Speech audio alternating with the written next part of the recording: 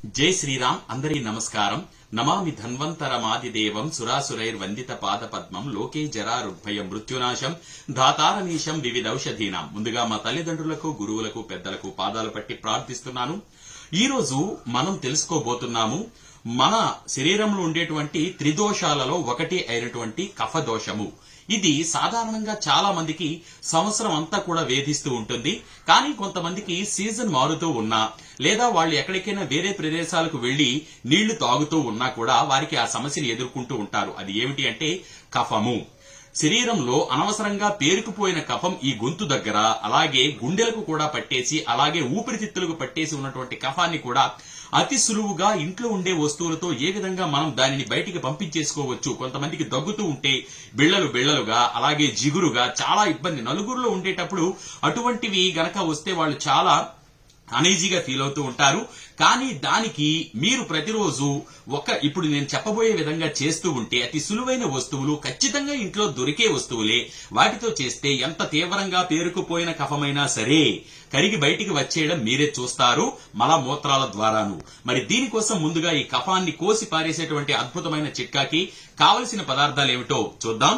మరి ముందుగా దీనికి కావలసిన పదార్థాల్లో ప్రధానమైనది, మనం ముఖ్యంగా వంటింట్లో వాడేటువంటిది. ఎప్పుడు మీకు దగ్గు, జలుబు లాంటి సమస్యలు వచ్చినా ఇంట్లో మీ పెద్దలు కూడా మీకు సూచించేది ఏమిటి? వాము. ఈ వాముని తీసుకుని రండి. తీసుకొచ్చిన తర్వాత దీన్ని ఏం చేయాలి అంటే దోరగా వేయించి దంచి పొడి చేసుకుంటే ఈ విధంగా సిద్ధమవుతుంది వాము.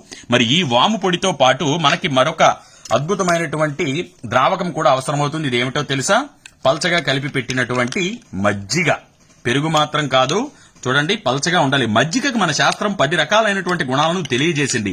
ఎప్పుడైనా 1 లీటరు నీటిలో 2-3 చెంచాలు మాత్రమే, అంటే పల్చగా చేసుకుంటేనే మజ్జిగ ఎప్పుడైనా సరే మంచి ప్రభావవంతంగా పనిచేస్తుంది. ఒక్కొక్క రకంగా కలుపుకున్న మజ్జిగ ఒక్కొక్క రకమైనటువంటి దోషాన్ని నివారిస్తుందని శాస్త్రం చెప్తూ ఉంటుంది.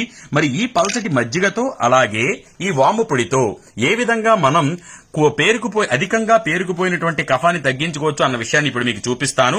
ముందుగా మీరు ఏం చేయాలంటే ముందుగానే సిద్ధం చేసి ఇలా పొడి సిద్ధం చేసేసుకుని ఒక మూత ఉన్నటువంటి పాత్రలో, అంటే ఒక గాజు సీసాలో భద్రపరచుకోండి.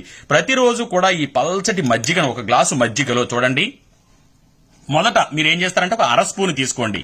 అది మెల్లమెల్లగా మోతాదు పెంచుతూ 1 స్పూన్ వరకు తీసుకుని వెళ్ళొచ్చు. దాన్ని పల్చటి మజ్జిగలో కలపండి. కలిపితే కరిగిపోతుంది. తరువాత మజ్జిగ రంగు మారడంతో పాటు లోపలికి వెళ్లి ఇది పనిచేసే తీరు మహా అద్భుతంగా ఉంటుంది. దగ్గుతూ ఉంటే ముద్దలుగా రావడము, కఫము ఎంతో ఇబ్బంది పెట్టేస్తూ ఉంటుంది.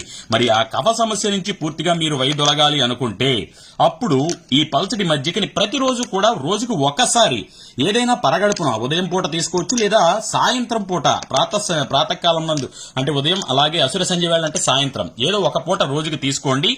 దీంతో పాటు వేప పుల్లతో ఖచ్చితంగా మీరు పళ్ళు తోమవలసి ఉంటుంది.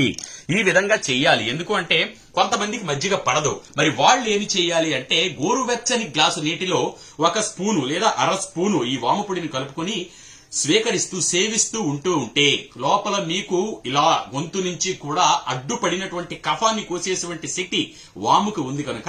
అలాగే వేడి నీళ్లు, దీంతో పాటు ఈ ద్రావకం తాగుతూ ఉన్న సమయంలో మీరు తీసుకోవాల్సిన జాగ్రత్తలు ఏమిటి అంటే చల్లటి పదార్థాలను తీసుకోరాదు.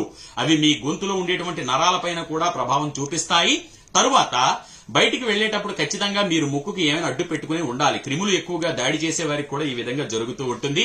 ఈ చిన్న జాగ్రత్తలు పాటిస్తూ వేప పుల్లతో పళ్ళు తోముతూ ఉంటే తోమేటప్పుడు మీకు ఆ పస ఉంటుంది కదా, వేప శక్తి లోపలికి దిగి కూడా ఈ కఫాన్ని కోసేస్తుంది.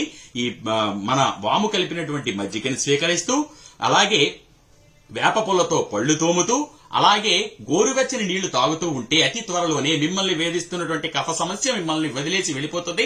ఆరోగ్యంగా జీవిస్తారు. ఇటువంటి ఆరోగ్యకరమైన వీడియోల కోసం మీరు యూట్యూబ్ లో ప్రదీప్ వానపల్లి అనే ఛానల్లో సబ్స్క్రైబ్ అయ్యి లైక్ కొట్టి బెల్ బటన్ కొట్టి అందరికి తెలియజేయండి. అలాగే మన ఫేస్బుక్ లో డాక్టర్ ప్రదీప్ వానపల్లి అనే ఛానల్ ఉంది, పేజ్ ఉంది, దాన్ని లైక్ చేయండి, షేర్ చేయండి. అలాగే ఇన్స్టాగ్రామ్ లో డాక్టర్ ప్రదీప్ వానపల్లి నుండి ఫాలో అవుతూ ఉండండి. ఎందుకు నేను ఫాలో అవ్వమని చెప్తున్నాను అంటే చాలా మందికి మన ఈ భారతీయత యొక్క గొప్పదనం, వంటింట్లో దొరికే వస్తువుల యొక్క విశేషాలు తెలియాలి కాబట్టి చెప్తూ ఉన్నాను.